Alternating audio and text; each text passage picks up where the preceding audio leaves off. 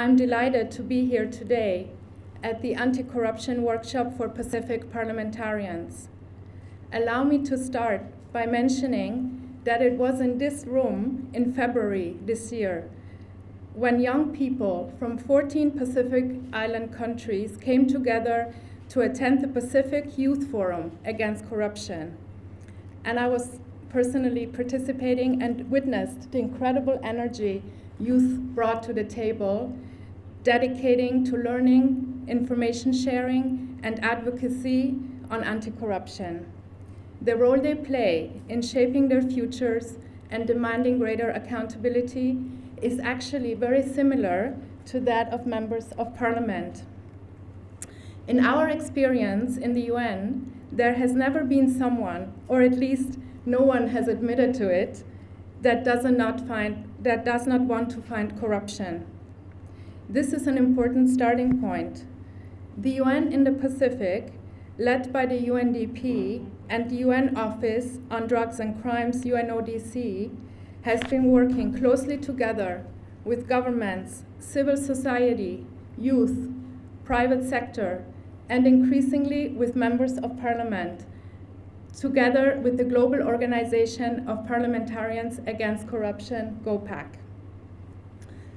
The question is no longer why we should be fighting corruption, but rather how.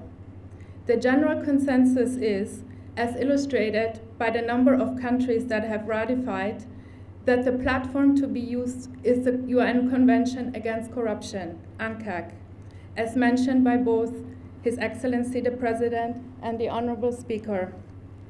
There are 176 countries now on board, as this convention is the first and only legally binding global anti-corruption instrument and is our tool. UNCAC is unique. It provides a holistic approach, adopting prevention and enforcement measures for criminalizing corrupt behavior. The transnational nature of corruption is considered as well by allowing the convention to be used as an international legal basis for enabling international cooperation and recovering proceeds of corruption, stolen assets. While government, the private sector, and civil society have an important role to play, you as parliamentarians are vital. And we look very much forward in the upcoming high-level segment at the margins of the General Assembly to have the SDGs adopted and you parliamentarians continuing to play an important and vital role following the adoption of the SDGs. UNCAC also includes an implementation review mechanism.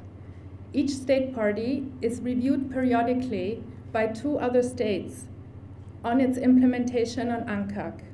Later today, you will discuss this more in detail.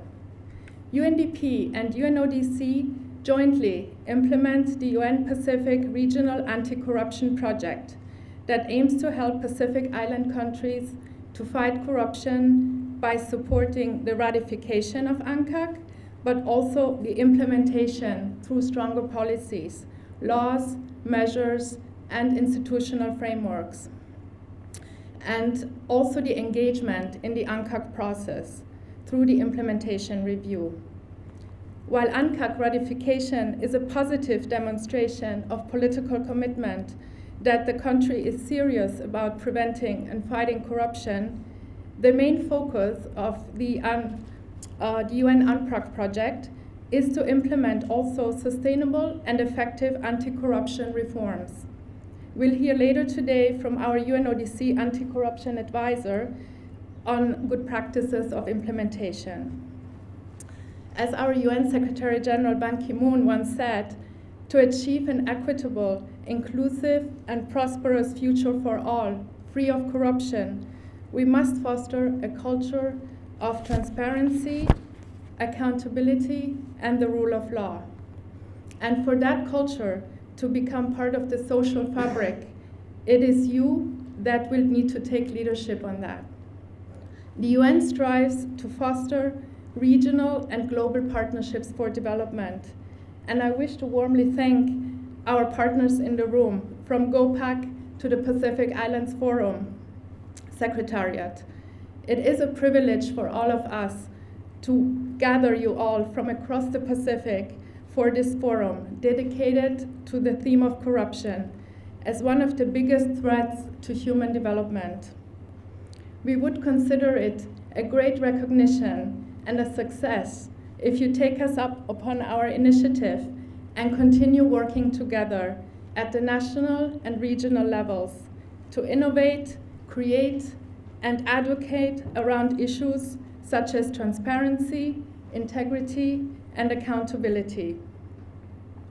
I would like to thank you for joining us in this pioneer step and wish you well in these 2 days of learning, sharing, and reflecting on ways to address corruption, not only in your countries, but in the region. Minaka wakaleu.